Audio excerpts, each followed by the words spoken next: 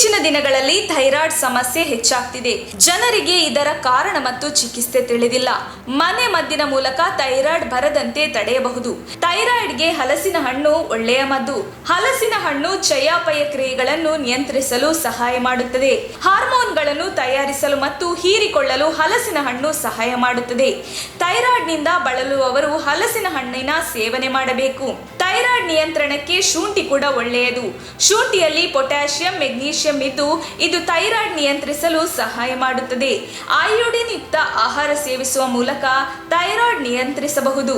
ದೈನಂದಿನ ಆಹಾರದಲ್ಲಿ ಸಮುದ್ರದ ಆಹಾರಗಳು, ಎಲೆಕೋಸು, ಕ್ಯಾರೆಟ್ ಮುಂತಾದವುಗಳನ್ನು ತಿನ್ನುವುದು ಒಳ್ಳೆಯದು.